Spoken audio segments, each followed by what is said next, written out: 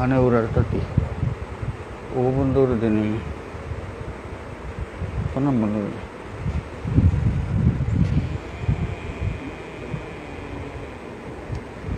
कर ना बंद कर वाहने उड़ारे कर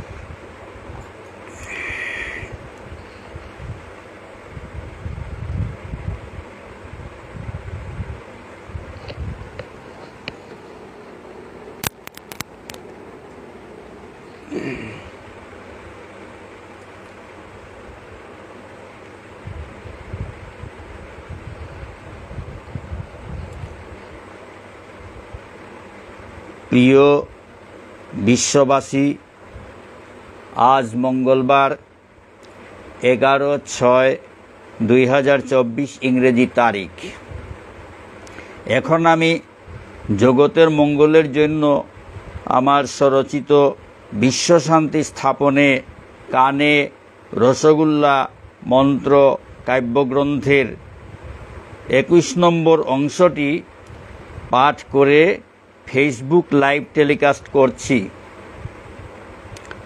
আপনারা সবাই সহযোগিতা করবেন এবং ভুল ত্রুটি নিজ গুণে ক্ষমা করে ভুল ত্রুটি প্রদর্শন করে সংশোধনের সুযোগ প্রদান করবেন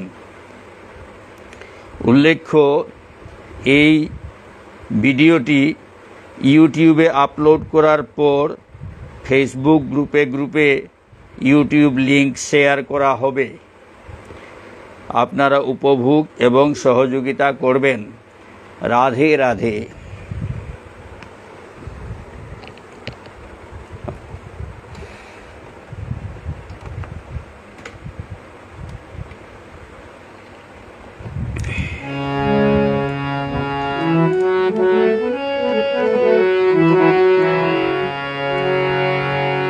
পরহিতে ব্রতী হব স্বার্থে অন্ধ হব না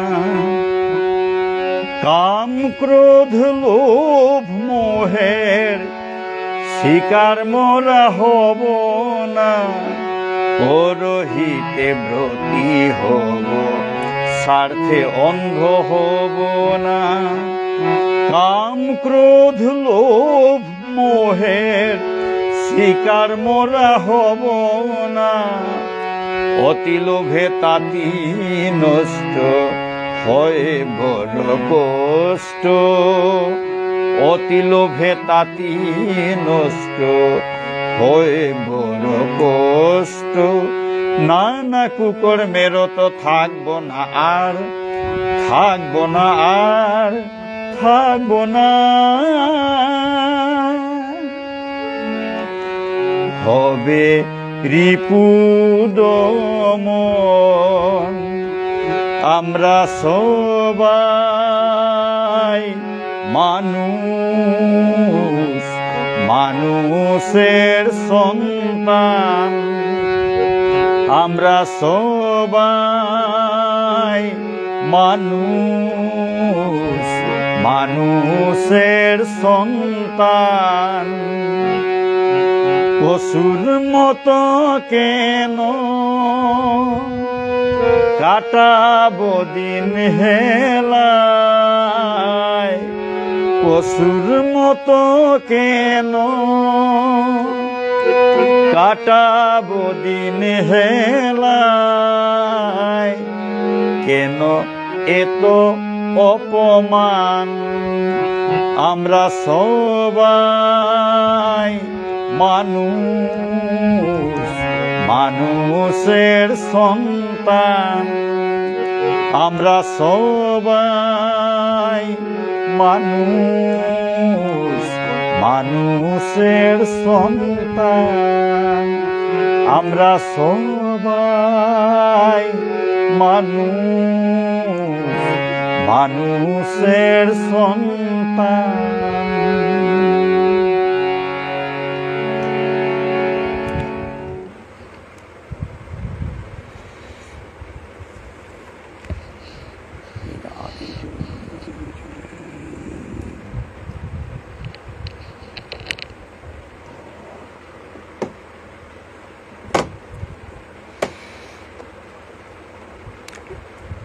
প্রিয় বিশ্ববাসী জনগণ,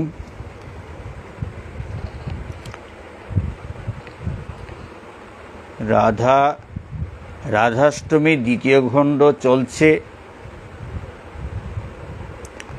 আর বেশি দিন নেই, রাধাষ্টমী দ্বিতীয় খণ্ড শেষ হয়ে যাবে। সহজ সরল কৃষ্ণ ভজনের এই অংশ শেষ হয়ে যাবে।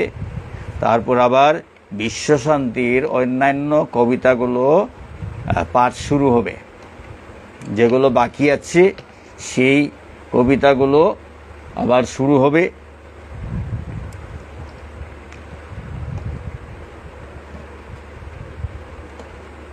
এখন আমি পড়ছি কলিযুগ ধর্ম।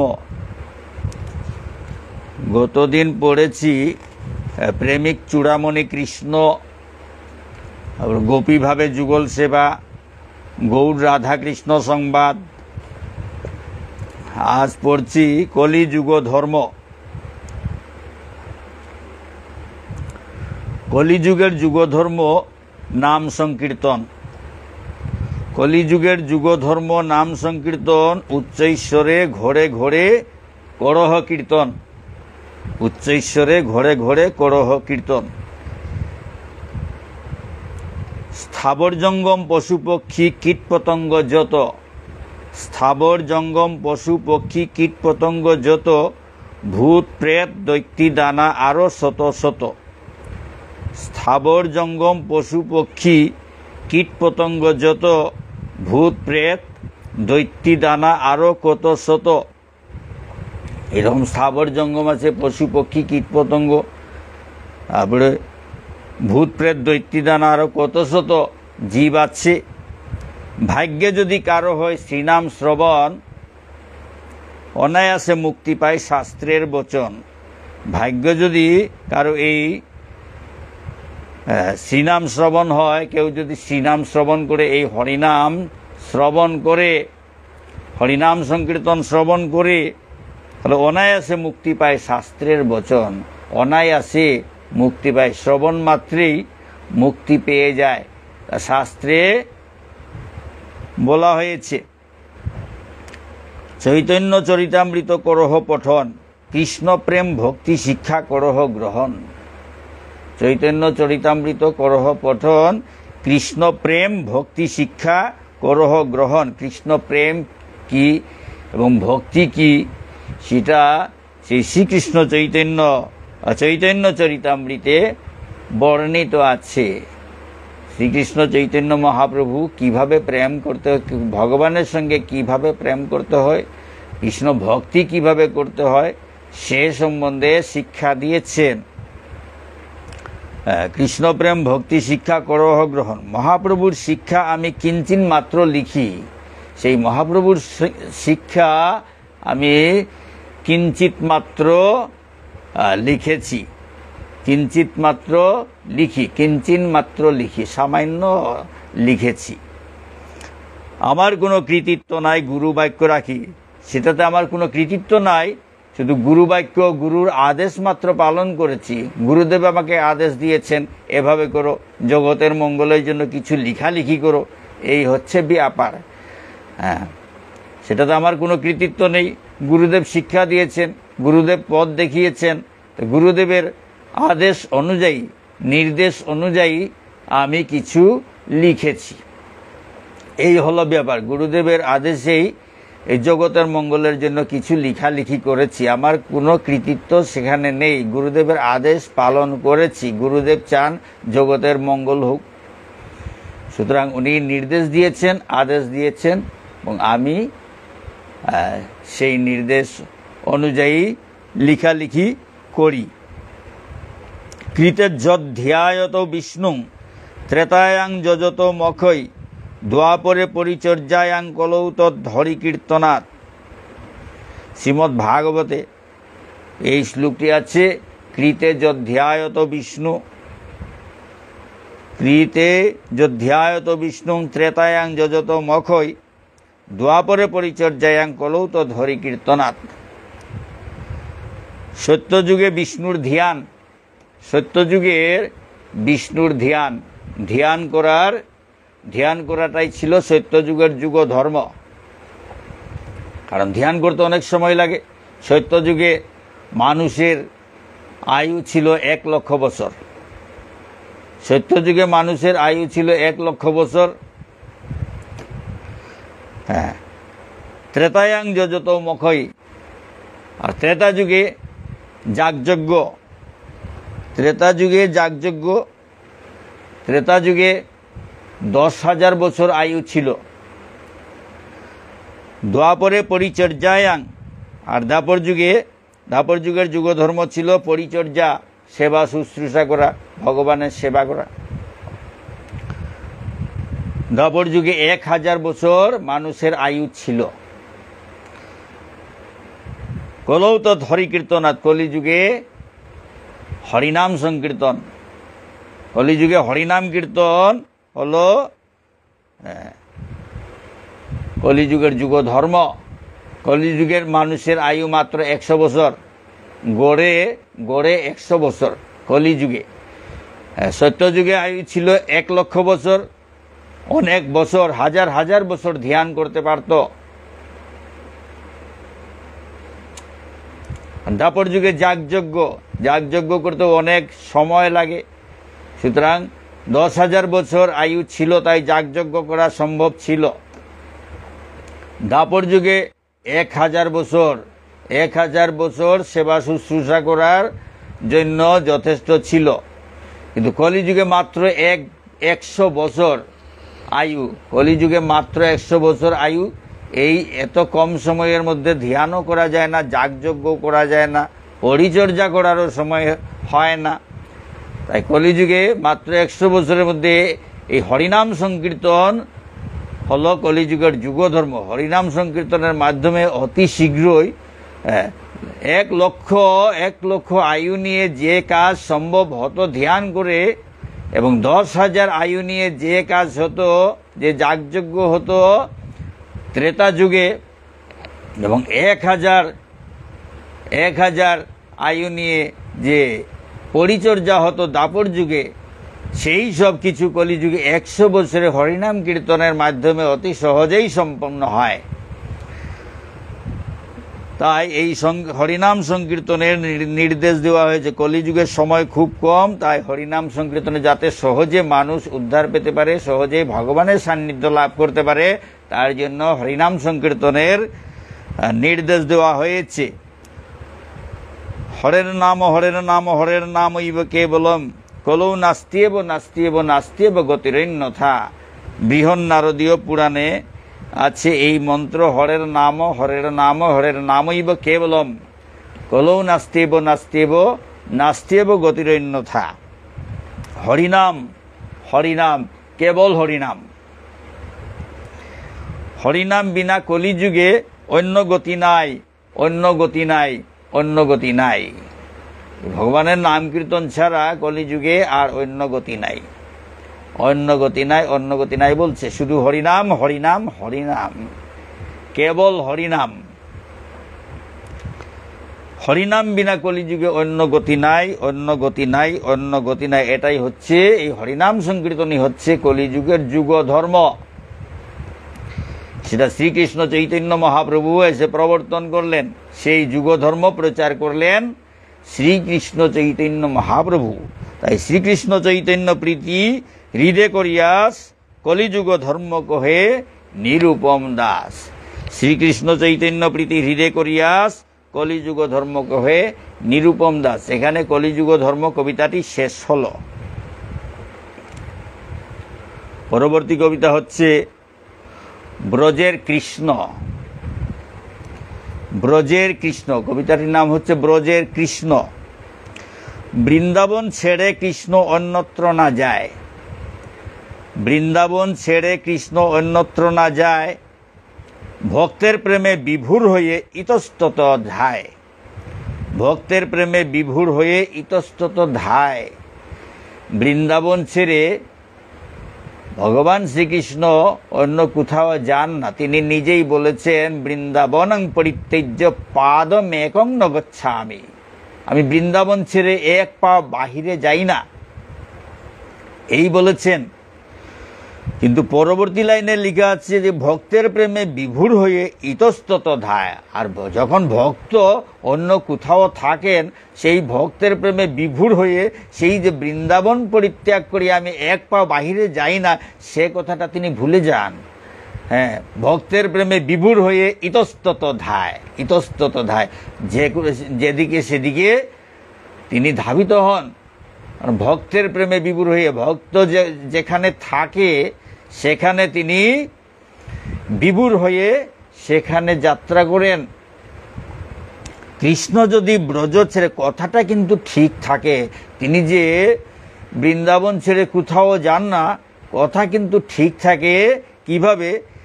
কৃষ্ণ যদি ব্রজ ছেড়ে ভক্তের কাছে যায়, কৃষ্ণ যদি ব্রজ ছেড়ে ভক্তের কাছে যায়, আকুল হয়ে বৃন্দাবন পিছে পিছে ধায়, আকুল হয়ে বৃন্দাবন পিছে পিছে ধায়। কৃষ্ণ যদি ব্রজ ছেড়ে, বৃন্দাবন ছেড়ে অন্য কোথাও যান বা ভক্তের কাছে যান, তখন আকুল হয়ে বৃন্দাবন পিছে পিছে যায়। আকুল হয়ে বৃন্দাবন, ভগবান শ্রীকৃষ্ণ বৃন্দাবন ছেড়ে অন্য কোথাও যায়, তিনি তো বৃন্দাবন ছেড়ে কোথাও যান না। কিন্তু ভক্তের প্রেমে কৃষ্ণ যদি ব্রজ ছেড়ে ভক্তের কাছে যান, ভক্তের কাছে যায়, আকুল হয়ে বৃন্দাবন পিছে পিছে ধায়। আকুল হয়ে বৃন্দাবন, কি হচ্ছে কি হচ্ছে, ভগবান বৃন্দাবন ছেড়ে যাচ্ছেন, তখন বৃন্দাবন আকুল হয়ে শ্রীকৃষ্ণের পিছনে পিছনে ধাবিত হন। বৃন্দাবন ভগবান শ্রীকৃষ্ণের পিছনে পিছনে ধাবিত হন। কৃষ্ণ যেখানে যাচ্ছে সেখানে বৃন্দাবনও যাচ্ছে। সুতরাং বৃন্দাবন ছেড়ে যাওয়ার ভগবানের হচ্ছে না, তিনি ছেড়ে যাচ্ছেন ভক্তের টানে, কিন্তু বৃন্দাবন সঙ্গে সঙ্গে যাচ্ছেন। সুতরাং বৃন্দাবন ছেড়ে কৃষ্ণ যান না, সেই কথাটা বহাল থাকে সব সময়। হ্যাঁ, আকুল হয়ে বৃন্দাবন পিছে পিছে যায়, পিছে পিছে ধায়। ভক্ত প্রেমে সতত হয় কৃষ্ণের আগমন, তার সাথে প্রকট হয় মধুর বৃন্দাবন। ভক্তের প্রেমে সতত হয় কৃষ্ণের আগমন, ভক্তের প্রেমে সব সময় ভগবান শ্রীকৃষ্ণের আগমন হয়। ভক্তের প্রেমে সেই ভগবানের কাছে, ভক্তের কাছে ভগবানের আগমন হয়, সব সময় ভগবানের আগমন হয়। ভক্তের প্রেমে সতত হয় কৃষ্ণের আগমন, তার সাথে প্রকট হয় মধুর বৃন্দাবন। ভগবান শ্রীকৃষ্ণ যখন ভক্তের কাছে আসেন, তখন তার সাথে মধুর বৃন্দাবনও প্রকট হন, মধুর বৃন্দাবন প্রকট হন। ভগবান যেখানে থাকেন সেখানে বৃন্দাবন হয়ে যায়। সুতরাং বৃন্দাবন ছেড়ে ভগবানের অন্যত্র যাওয়া আর হয় না। তিনি নিজেই বলেছেন, বৃন্দাবনং পরিত্যজ্য পাদমেকং ন গচ্ছামি। কিন্তু কখনো যদি ভক্তের টানে ভক্তের কাছে ভগবান যান, তাহলে বৃন্দাবনকে সঙ্গে নিয়ে যান। যেখানে ভগবান যান সেখানে বৃন্দাবনও যান, বৃন্দাবন পিছে পিছে ধাবিত হন। যথা হয় সদা হরি নাম সংকীর্তন, যথা হয় সদা হরি নাম সংকীর্তন, তথা হয় প্রকটিত নিত্য বৃন্দাবন। যথা হয় সদা হরি নাম সংকীর্তন, তথা হয় প্রকটিত নিত্য বৃন্দাবন। যেখানে সবসময় হরিনাম সংকীর্তন হয় সেখানে নিত্য বৃন্দাবন, নিত্য বৃন্দাবন প্রকটিত হন। যেখানে সবসময় হরে কৃষ্ণ হরিনাম সংকীর্তন হয়, অনুষ্ঠিত হয়, হরিনাম সংকীর্তন অনুষ্ঠিত হয়, সেখানে বৃন্দাবন, নিত্য বৃন্দাবন প্রকটিত হন। অপ্রাকৃত হরিনাম সংকীর্তন, হরিনাম সংকীর্তন হচ্ছে অপ্রাকৃত, হরিনাম সংকীর্তন হচ্ছে অপ্রাকৃত।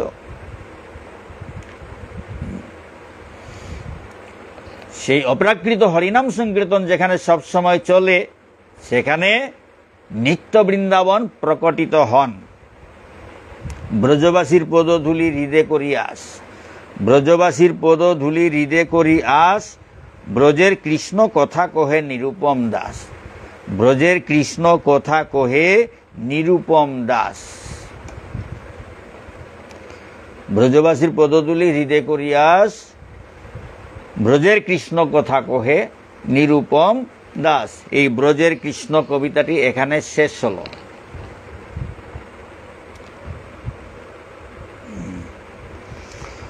তারপরের কবিতাটি হচ্ছে ব্রজের রস। ব্রজের রস শান্ত দাস্য সৈক্ষ বাৎসল্য মধুর প্রেম রসে। শান্ত দাস্য সৈক্ষ বাৎসল্য মধুর প্রেম রসে, কৃষ্ণে ভোজে ব্রজবাসী প্রেমানন্দে ভেসে। কৃষ্ণে ভোজে ব্রজবাসী প্রেমানন্দে ভেসে। শান্ত দাস্য সৈক্ষ বাৎসল্য মধুর প্রেম রসে, কৃষ্ণে ভোজে ব্রজবাসী প্রেমানন্দে ভেসে। বৃন্দাবনে, ব্রজ মানে বৃন্দাবন, বৃন্দাবনে শান্ত দাস্য সৈক্য বাৎসল্য মধুর, এই পাঁচটা রস নিয়ে ভগবানের সেবা হয়, ভগবান শ্রীকৃষ্ণের সেবা হয়। শান্ত রসে এই গাছপালা বৃক্ষ লতা এগুলো শান্ত রসে ভগবানের সেবা করছেন। ভগবান যখন চলাফেরা করেন তখন ছায়া দেওয়া, বৃষ্টি রোদ বৃষ্টি থেকে রক্ষা করা, এইসব শান্তভাবে সেবা করছে। গাছ বৃক্ষ তরু লতা তৃণ গুল্ম সবকিছুই সেবা করছে। ভগবান যখন হাঁটাফেরা করেন তখন তৃণগুলা মাথা পেতে তার সেই পাদস্পর্শ শ্রীচরণ স্পর্শ করেন, এইভাবে সেবা করছেন। মাথা নিচু করে স্বাগতম জানাচ্ছে তৃণগুলো, ভগবান তাদের উপর দিয়ে হেঁটে যাবেন, এইভাবে সেবা করছেন। শান্ত দাস্যভাবে দাস, যারা ভগবানের দাস তারা দাস্যভাবে সেবা করছে। সৈক্যভাবে সখারা, রাখাল ছেলেরা, গোপবালকেরা সৈক্য ভাব নিয়ে ভগবানের সেবা করছেন। খুব প্রেম সেবা, সেটা হচ্ছে প্রেম সেবা। তাকে ভালোবেসে সেবা করছে। কোনো কিছু খাওয়াতে হলে, কোনো ফল ফসল যখন খাওয়ায় তখন নিজে আস্বাদন করে, নিজে আগে খেয়ে সেটা স্বাদ কিনা মিষ্ট কিনা সেগুলো পরীক্ষা করে যা ভালো তা কৃষ্ণকে খাওয়াতো। এভাবে ভগবানের সেবা করছে, প্রেম সেবা। রাখাল ছেলেরা প্রেম সেবা করছেন ভগবানের। ফল ফসলগুলো কামড় মেরে টেস্ট করে দেখে সেটা মিষ্ট কিনা চুখা কিনা সেগুলো পরীক্ষা করে ভগবানের মুখে সেই মিষ্ট ফলটা ভগবানের মুখে তুলে দিতেন এই রাখাল ছেলেরা। এটা হচ্ছে প্রেম সেবা। সবরই যেভাবে রামচন্দ্রকে নিজে আস্বাদন করে পরীক্ষা করে ফলগুলো খেয়ে সেই সেই ফলগুলো ভগবান রামচন্দ্রকে খাওয়াতেন, সেটা মিষ্ট কিনা ভালো কিনা চুখা কিনা নষ্ট কিনা সেগুলো পরীক্ষা করে খাওয়াতেন। সেভাবে রাখাল ছেলেরা ভগবান শ্রীকৃষ্ণকে এইভাবে প্রেম সেবা করতেন। তারপরে শান্তদস্য সৈক্য বাৎসল্য, মা যশোদা বাৎসল্য প্রেমে ভগবানের সেবা করতেন। সন্তান ভেবে ভগবান পরমেশ্বর ভগবানকে সন্তান ভেবে সেবা করতেন, প্রেম সেবা। সব সময় নজর রাখতেন কিভাবে কৃষ্ণ ভালো থাকে, কৃষ্ণের ভালো লাগছে কিনা। কৃষ্ণকে এত ভালোবাসতেন খেলায় যেতে পর্যন্ত যেতে দিতে চাইতেন না। এইভাবে তারপরে সন্তান ভেবে শাসনও করতেন, সন্তানের মতো শাসনও করতেন, দড়ি দিয়ে পর্যন্ত বেঁধেছেন। এই হচ্ছে বাৎসল্য প্রেম। ভগবান সেই বাৎসল্য প্রেমে খুব আনন্দিত হন। সেই মার সেবা বাৎসল্য প্রেম নিয়ে যে মা যশোদা সেবা করতেন তাতে ভগবান অত্যন্ত আনন্দিত হতেন, মাকে খুব ভালোবাসতেন, মার কথা মেনে চলতেন। এই রকম প্রেম সেবা বৃন্দাবনে হচ্ছে। আর ব্রজ গোপীরা কান্তা ভাব নিয়ে প্রিয়তম বলে ভগবানকে প্রেম সেবা করতেন, প্রেম ভগবানের সঙ্গে প্রেম করতেন, ভগবান শ্রীকৃষ্ণের সঙ্গে, পরমেশ্বর ভগবান শ্রীকৃষ্ণের সঙ্গে প্রেম করতেন। এই হচ্ছে মধুর শান্ত দাস্য সখ্য বাৎসল্য মধুর প্রেম রসে। এই রকম প্রেম রসে কৃষ্ণে ভোজে ব্রজবাসী, ব্রজবাসীরা ভগবান শ্রীকৃষ্ণের ভজনা করেন প্রেমানন্দে ভেসে, প্রেমানন্দে ভেসে কৃষ্ণের প্রেম সেবা করতেন। ব্রজের রস, কৃষ্ণ প্রতি ব্রজের প্রেম প্রাকৃতিক নয়, কৃষ্ণ প্রতি ব্রজের প্রেম প্রাকৃতিক নয়, অপ্রাকৃত বৃন্দাবন কৃষ্ণ প্রেমময়। কৃষ্ণ প্রতি ব্রজের প্রেম প্রাকৃতিক নয়। এই যে ভগবান শ্রীকৃষ্ণের প্রতি যে ব্রজে যে প্রেম দেখা যাচ্ছে সেটা কিন্তু প্রাকৃতিক নয়। এই অন্য স্থানের সঙ্গে এই বৃন্দাবনের তুলনা করা চলে না, কারণ বৃন্দাবন হচ্ছে অপ্রাকৃত ধাম, অপ্রাকৃত ধাম। কৃষ্ণ প্রতি ব্রজের প্রেম প্রাকৃতিক নয়, অপ্রাকৃত বৃন্দাবন কৃষ্ণ প্রেমময়। এটা বৃন্দাবন হচ্ছে অপ্রাকৃত, বৃন্দাবন হচ্ছে অপ্রাকৃত এবং কৃষ্ণ প্রেমময়। সেই জায়গাটা কৃষ্ণ প্রেমময় জায়গা। অপ্রাকৃত বলার কারণ হচ্ছে এই বৃন্দাবনের যে মাটিটা সেটা এই অন্য জায়গা মাটির সঙ্গে সমান নয়, কারণ সেটা 84 ক্রুশ ব্রজধাম, সেটা গোলক থেকে ভগবান শ্রীকৃষ্ণ নিয়ে এসেছিলেন 84 ক্রুশ। শাস্ত্রে এভাবেই আছে যে শ্রীমতী রাধারানী যখন ভগবান শ্রীকৃষ্ণ এই মর্তধামে আসেন, মর্তধামে আসার জন্য প্রস্তুত হয়ে গেছেন, তখন শ্রীমতী রাধারানী মর্তে আসতে চাইছেন না, কারণ গোলক ছেড়ে মর্তে যাবেন না, এই হচ্ছে ব্যাপার। তখন ভগবান শ্রীকৃষ্ণ কি করলেন, গোলক থেকে 84 ক্রুশ মাটি নিয়ে আসলেন। গোলক থেকে 84 ক্রুশ মাটি নিয়ে এই বৃন্দাবনের সৃষ্টি করলেন। সমস্ত বৃন্দাবন মথুরা মণ্ডল এ হচ্ছে 84 ক্রুশ। 84 ক্রুশ এটা হচ্ছে গোলক ধামের মাটি, এটা সাধারণ মাটি নয়।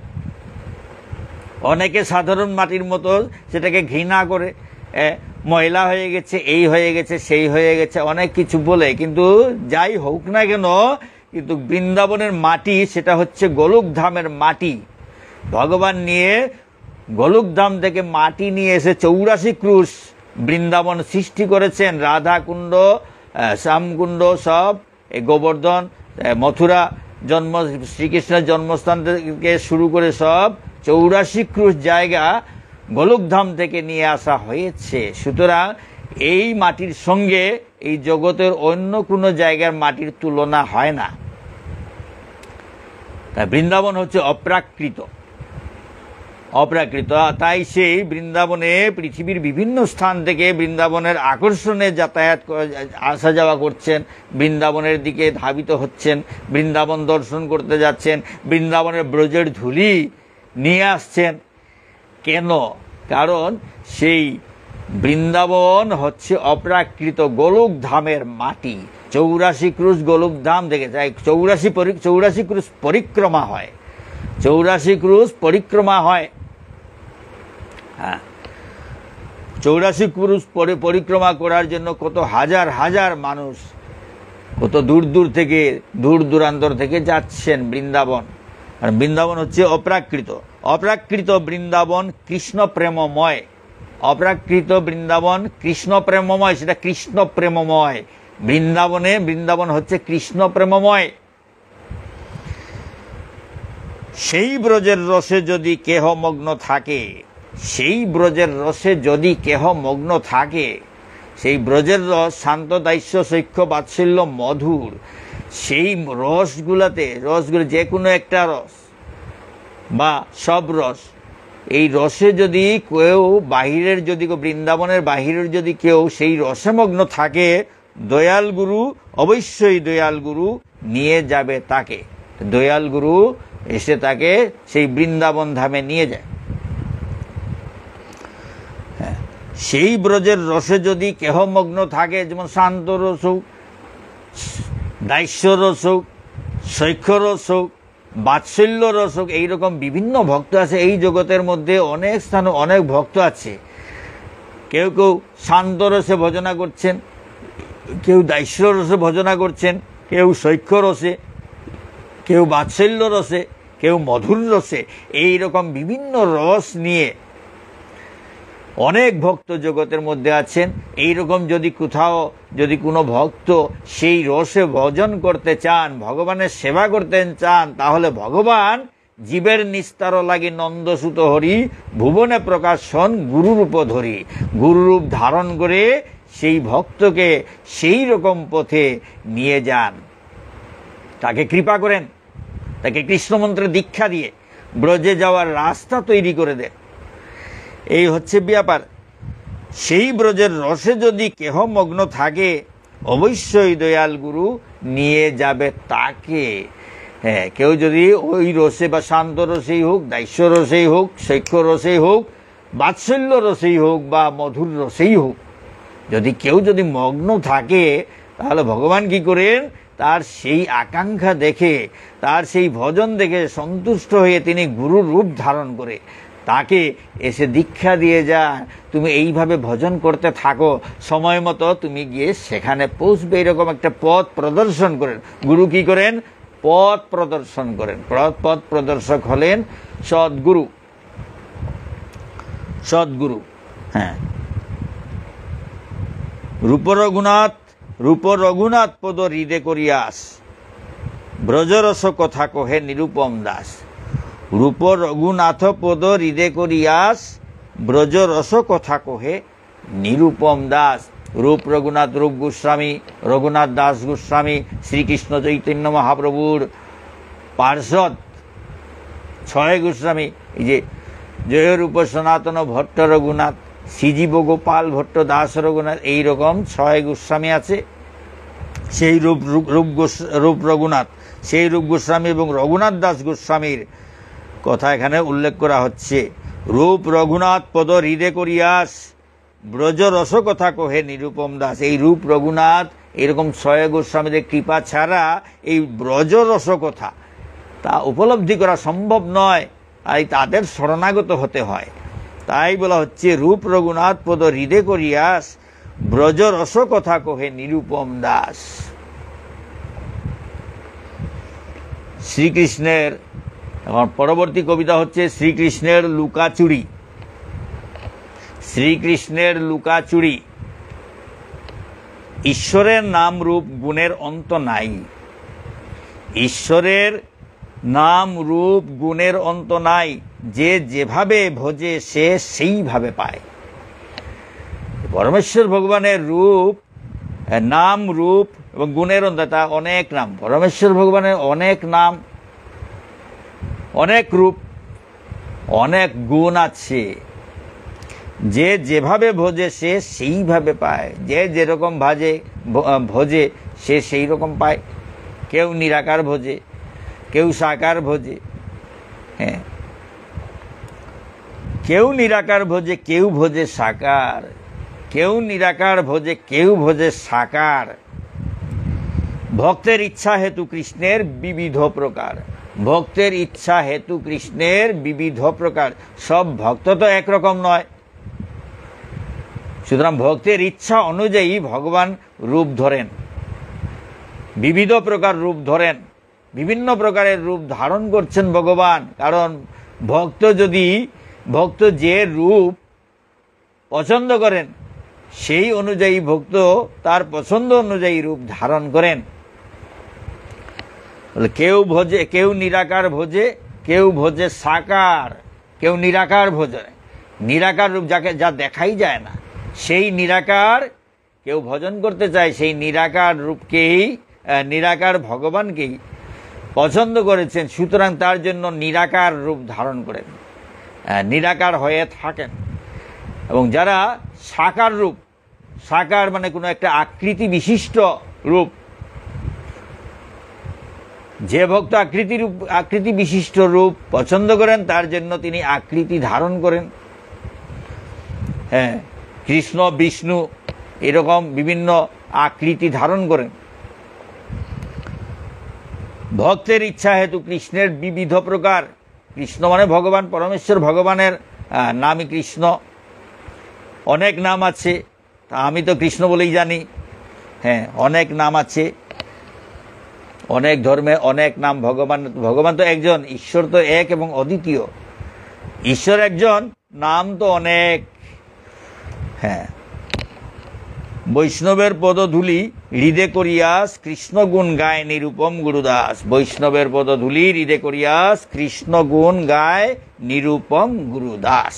এই কবিতা এখানে শেষ হলো। তার পরবর্তী কবিতা হচ্ছে ছোট ছোট কবিতা, বিভিন্ন তত্ত্ব নিয়ে ছোট ছোট কবিতা। প্রভু বৃত্ত সম্পর্ক, এটা হচ্ছে প্রভু বৃত্ত সম্পর্ক। প্রভু বৃত্ত থাকে একে অন্যের অন্বেষণে, প্রভু বৃত্ত থাকে একে অন্যের অন্বেষণে। ভক্ত যায় বৃন্দাবনে কৃষ্ণ ত্রিভুবনে, ভক্ত যায় বৃন্দাবনে কৃষ্ণ ত্রিভুবনে।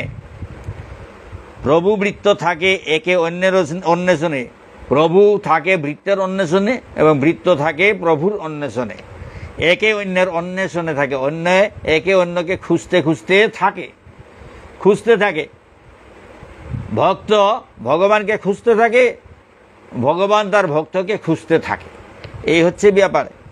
প্রভু বৃত্ত থাকে একে অন্যের অন্বেষণে, ভক্ত যায় বৃন্দাবনে কৃষ্ণ ত্রিভুবনে।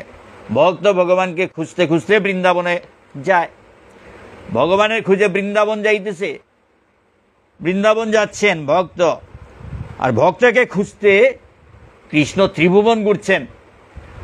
ভক্তদের খুঁজে খুঁজে ভগবান শ্রীকৃষ্ণ ত্রিভুবন ঘুরছেন। এভাবে একে অন্যের অন্বেষণে সব সময় অন্বেষণ করতে থাকে। ভক্ত ভগবানের অন্বেষণ করতে থাকে এবং ভগবান ভক্তের অন্বেষণ করতে থাকে। ভক্ত ভগবানকে অন্বেষণ করতে করতে বৃন্দাবন যাচ্ছেন, আর ভগবান ভক্তকে অন্বেষণ করতে করতে ত্রিভুবন ঘুরছেন। কৃষ্ণের অদর্শনে ভক্ত থাকে মৃতপ্রায়, ভক্তের কথা ভেবে কৃষ্ণ নিদ্রা নাহি যায়। কৃষ্ণের অদর্শনে ভক্ত থাকে মৃতপ্রায়, ভগবানকে না দেখে ভক্ত মরার মতো থাকে, মৃতপ্রায়, তার জীবন থাকিয়াও নাই, এইরকম অবস্থা। ভগবানকে না দেখে ভক্ত থাকতে পারে না, ভগবানের চিন্তা নিয়ে সব সময় থাকে। ভগবানকে না পেয়ে ভক্ত মরার মতো থাকে, ভগবানকে না পেয়ে অত্যন্ত দুঃখিত হয়ে মরার মতো, হায় ভগবান তোমাকে দেখলাম না, তোমার সান্নিধ্য পেলাম না, হ্যাঁ তোমাকে কবে পাবো, এইরকম সব সময় ভগবানের চিন্তা করে দুঃখিত হয়ে থাকেন, মৃতপ্রায়। হ্যাঁ, কারণ একটা বিরহ থাকে, ভগবানকে না পারে একটা বিরহ দশা সব সময় ভক্তের থাকে, হায় কবে দেখা হবে, আমার ভগবানের সঙ্গে কবে দেখা হবে, এই রকম। তাই ভক্তের বলা হচ্ছে কৃষ্ণের অদর্শনে ভক্ত থাকে মৃতপ্রায়, ভক্তের কথা ভেবে কৃষ্ণ নিদ্রা নাহি যায়। আর ভগবান কি করে, ভক্তের কথা চিন্তা করতে করতে রাত্রে ঘুমাতে পারেন না, নিদ্রা নাহি যায়, ভগবানের নিদ্রা হয় না, ঘুম হয় না, ভক্তের কথা চিন্তা করতে করতে ভগবানের ঘুম হয় না। হ্যাঁ, অশান্তিতে ভগবান ভুগছেন, আমার ভক্তরা আমাকে ডাকছে অথচ আমি তাদের কাছে যেতে পারছি না। হ্যাঁ, ওরা কষ্ট করছে, আমার জন্য কত চিন্তা করছে, কত দুঃখ করছে, আমাকে দেখার জন্য কত লালায়িত, কিন্তু আমি দর্শনও দিতে পারছি না। হ্যাঁ, সহজে তো দর্শন দেওয়া সম্ভব নয়, ভগবান একটা নিয়মে চলেন। সুতরাং ভগবান ভক্তের জন্য খুব চিন্তা করেন, ভক্তের দুঃখে দুঃখিত হন। ভক্তের চিন্তা করতে করতে ভগবান ঘুমাতে পারেন না, ভগবানের নিদ্রা হয় না, সজাগ থাকে। চতুর্দিক থেকে ভক্তরা তার কথা চিন্তা করছেন, তাকে ডাকছেন, এখনো দেখা পেলাম না, কবে দেখা হবে, এই সেই কত ভক্তের কত কথা, এইসব চিন্তা করতে করতে ভগবানের আর ঘুম হয় না। প্রভু বৃত্ত সম্পর্কে না ধরে ফাটল, প্রভু বৃত্ত সম্পর্কে না ধরে ফাটল। এই যে ভগবান এবং ভক্তের মধ্যে যে সম্পর্ক, সেটাতে কোনো সময় ফাটল ধরে না। যত দিন যায় সেই সম্পর্ক আরো ঘনিষ্ঠ হয়, ঘনিষ্ঠ থেকে ঘনিষ্ঠতর হতে থাকে, সেখানে কোনো ফাটল ধরে না, কোনো সময় সেই সম্পর্ক নষ্ট হয় না। প্রভুবৃত্ত সম্পর্কে না ধরে ফাটল। নিরুপম বলে ইহা অচল অটল, নিরুপম বলে ইহা অচল অটল, সেই সম্পর্ক অচল অটল, কখনো সেই সম্পর্কে ফাটল ধরে না, সম্পর্ক কোনোদিন নষ্ট হয় না, সেই বন্ধন কখনো শিথিল হয় না। প্রভুবৃত্ত সম্পর্কে না ধরে ফাটল, নিরুপম বলে ইহা অচল অটল। এই কবিতাখানে শেষ হলো। আর একটা ছোট্ট কবিতা পরে আজকের পাঠ শেষ করতে যাচ্ছি। আসক্তি বিরক্তি, আসক্তি বিরক্তি, ইহলোকে ভোগ বাসনায় লিপ্ত যার মন, কৃষ্ণে ভুলি করে দেব দেবীর পূজন। ইহলোকে ভোগ বাসনা, এই জগতে যে ভোগ বাসনা, ভোগ বাসনায় যার মন লিপ্ত হয়ে থাকে, যারা ভোগ বাসনা নিয়ে থাকে তারা ভগবানের চিন্তা করেন না, তারা দেবদেবী নিয়ে ব্যস্ত থাকেন। দেবদেবীর পূজা করে তাড়াতাড়ি দেবদেবীরা আশা পূরণ করেন, দেবদেবীরা আশা পূরণ করে দেন। কোনো একটা ধন দৌলত সন্তান সন্ততি যা কিছুই দেবদেবীর কাছে চাওয়া হয়, অতি তাড়াতাড়ি দেবদেবীদের কাছ থেকে বর পাওয়া যায়। এই হলো ব্যাপার। তাই ভগবানের চিন্তা করে না।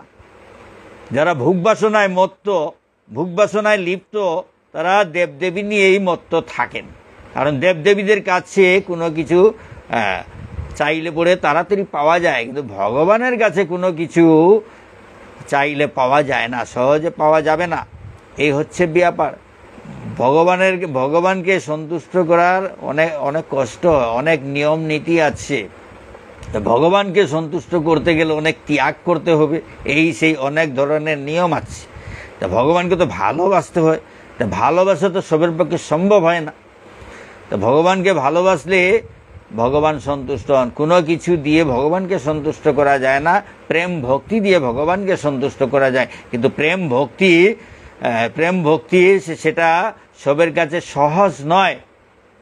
তাই সহজে যাতে পাওয়া যায়, দেবদেবীরা তো এই জগতের জড় জগতের, দেবদেবীরা হচ্ছেন ভগবানের অংশ। স্বর্গে থাকেন, দেবদেবীরা স্বর্গে থাকেন। স্বর্গ হচ্ছে এই জড় জগতের মধ্যে এই স্বর্গ আছে। স্বর্গ মর্ত পাতাল এইসব এই জড় ব্রহ্মাণ্ডের মধ্যে আছে। হ্যাঁ, তো ব্রহ্মাণ্ড, কিন্তু ভগবান তো এই জড় জগতের নয়, অপ্রাকৃত জগতের নিত্যধামের ভগবানকে সন্তুষ্ট করা তো সহজ নয়। সুতরাং যারা সহজে ভগবান পেতে চায় তারা দেবদেবীর পূজা করেন।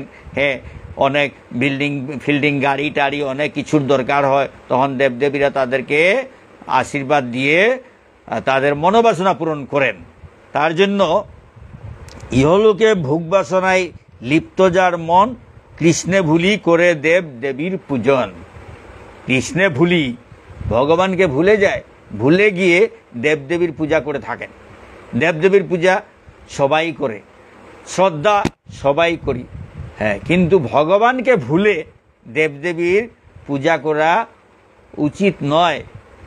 হ্যাঁ, ভগবানকে ভুলে গিয়ে ভগবানকে সন্তুষ্ট করার জন্য দেবদেবীর পূজা করা যায়। দেবদেবীরা সবাই গুরুজন, সুতরাং তাদের আশীর্বাদও নিতে হয়, গুরুজনের আশীর্বাদ নিতে হয়। ভগবানকে সন্তুষ্ট করার জন্য দেবদেবীর পূজা করা যায়, কিন্তু নিজের ইন্দ্রিয় তৃপ্তির জন্য দেবদেবীর পূজা করলে অপরাধ হয়। তো ভগবানকে ভুলে যাওয়া মানেই তো অপরাধ। তো ভগবানকে ভুলে গিয়ে যদি দেবদেবীকে নিয়েই ব্যস্ত থাকি, হ্যাঁ, নিজের ইন্দ্রিয় তৃপ্তির জন্য, সেটা অপরাধ। ভগবানকে ভুলে যদি থাকি, ভগবানের প্রতি বিশ্বাস না থাকে, তাকে নাস্তিক বলা হয়। নাস্তিক হয়ে দেবদেবী নিয়ে ব্যস্ত থাকা সেটা উচিত নয়। কিন্তু দেবদেবীকে অশ্রদ্ধা করার কথা বলা হচ্ছে না। দেবদেবীকে সবাই শ্রদ্ধা করে, কিন্তু ভগবানকে সন্তুষ্ট করার জন্য দেবদেবীর পূজা করা উচিত। হ্যাঁ, তাদের সাহায্যেরও দরকার আছে। কৃষ্ণ ভজন, ভগবানের ভজনেও দেবদেবীর সহায়তার দরকার আছে।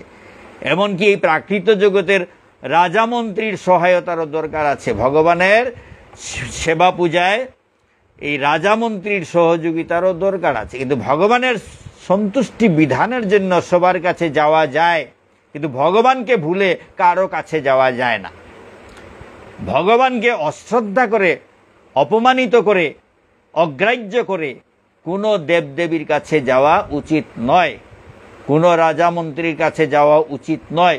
কিন্তু ভগবানকে সন্তুষ্ট করার জন্য সবের কাছে যাওয়া যায়, সবকে সন্তুষ্ট করা যায়। দেবদেবী কেন, রাজা মন্ত্রীদের পূজা করা যায় ভগবানকে সন্তুষ্ট করার জন্য। এই হচ্ছে ব্যাপার। ইহলোকে ভোগ বাসনায় লিপ্ত যার মন, কৃষ্ণে ভুলি করে দেব দেবীর পূজন। যারা ভোগ বাসনায় লিপ্ত, যাদের মন, তারা ভগবানকে বিস্মৃত হয়ে ভুলে গিয়ে দেব দেবী নিয়ে ব্যস্ত হন, দেব দেবীর পূজা নিয়ে ব্যস্ত থাকেন। ইহলোকে বিরক্তি যার কৃষ্ণপদে মতি, সব ভুলি প্রেমানন্দে ধায় কৃষ্ণ প্রতি। ইহলোকে বিরক্তি, ইহলোকের প্রতি আকর্ষণ নাই, আসক্তি নাই। এই জড়জগতের প্রতি আসক্ত নহেন যিনি, এই জড়জগতের কোনো কিছু নিয়ে তা যে চিন্তিত নয়, কারণ এই জড় জাগতিক ব্যাপার নিয়ে যে চিন্তিত নয় তার মন, আর যার মন কৃষ্ণ পদে ভগবানের চিন্তা নিয়ে ব্যস্ত, এই জড়জাগতিক চিন্তা নিয়ে ব্যস্ত নন, কিন্তু ভগবানের চিন্তা নিয়ে ব্যস্ত, কৃষ্ণ পদে মতি, ভগবানের শ্রীচরণ কমলে যার মতি আছে, সব ভুলি প্রেমানন্দে ধায় কৃষ্ণ প্রতি। সব ভুলিয়া প্রেমানন্দে, কৃষ্ণ প্রেমানন্দে ধায় কৃষ্ণ প্রতি, কৃষ্ণের দিকে ধাবিত হন। এই জড়জগতের কোনো বিষয়বস্তু নিয়ে চিন্তা করেন না, কোনো টাকা পয়সা নিয়ে চিন্তা করেন না, সন্তান সন্ততি নিয়ে চিন্তা করেন না, আত্মীয় স্বজন নিয়ে চিন্তা করেন না। সব সময় ভগবানের চিন্তা নিয়ে ব্যস্ত, ভগবানকে সন্তুষ্ট করা নিয়ে ব্যস্ত।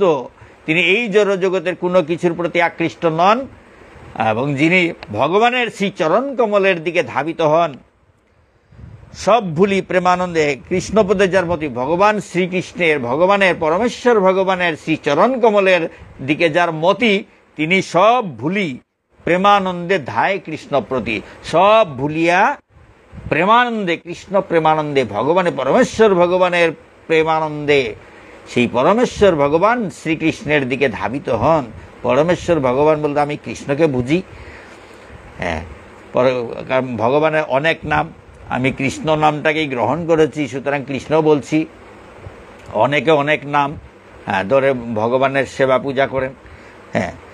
কৃষ্ণ প্রতি আসক্তিতেই হয় কৃষ্ণ প্রাপ্তি, কৃষ্ণ প্রতি আসক্তিতেই হয় কৃষ্ণ প্রাপ্তি। কৃষ্ণের দিকে আকৃষ্ট হলে, কৃষ্ণের দিকে যদি আকর্ষণ হয়, কৃষ্ণের দিকে যদি মন ধাবিত হয়, তাহলে কৃষ্ণ প্রাপ্তি হয়, কৃষ্ণকে পাওয়া যায়।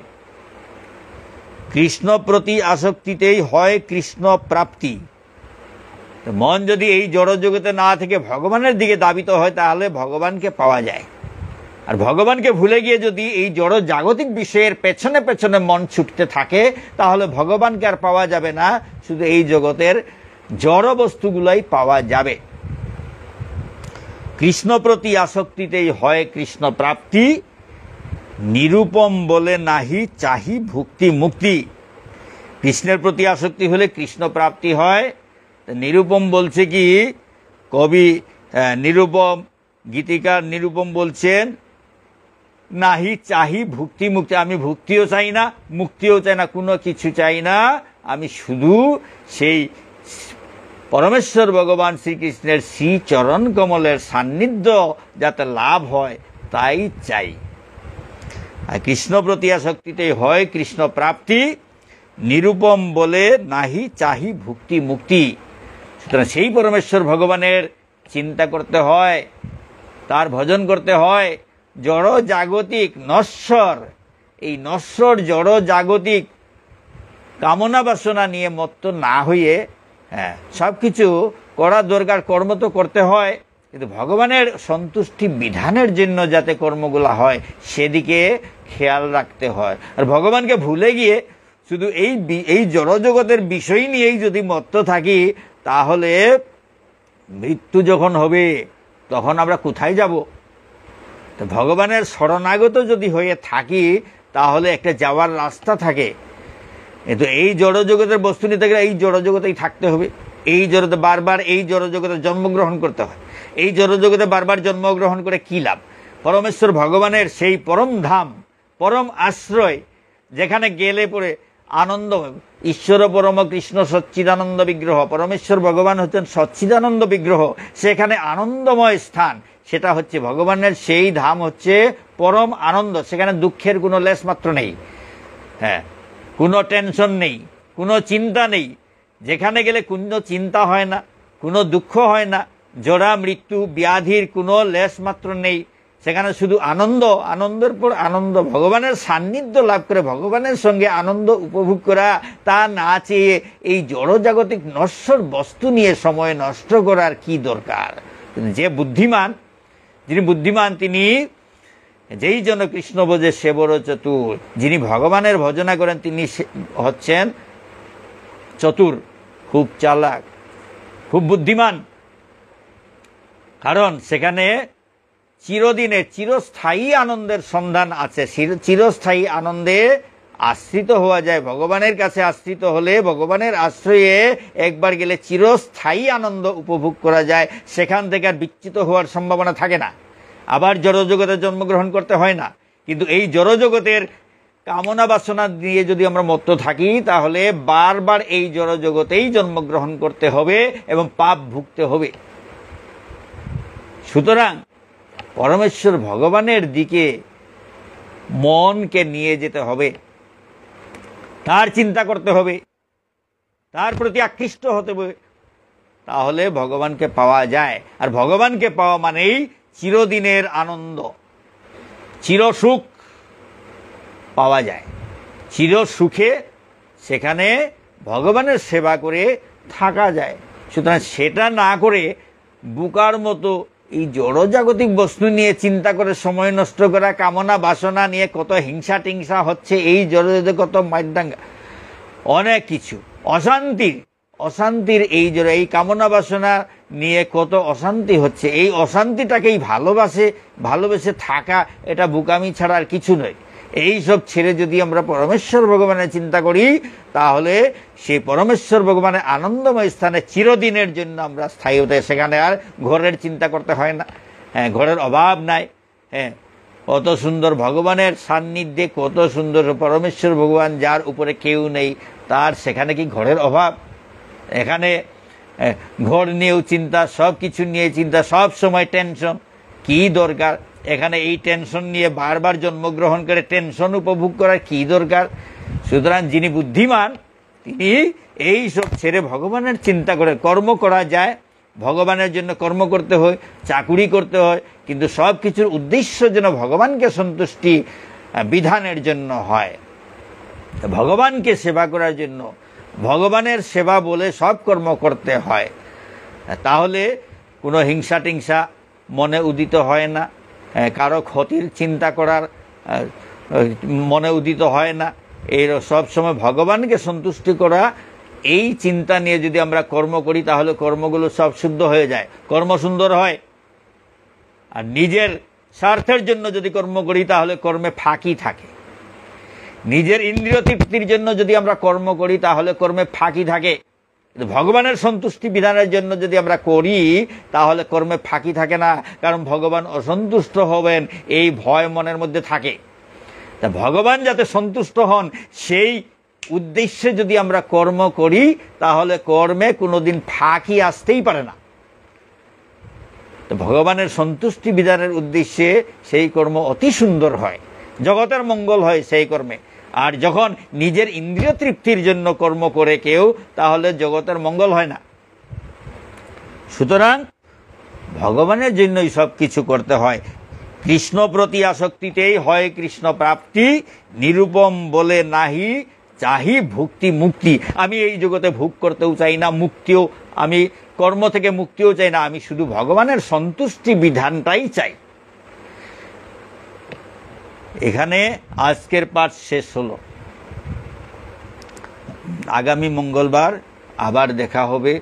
আপনার সুখে শান্তিতে থাকুন। ওম শান্তি।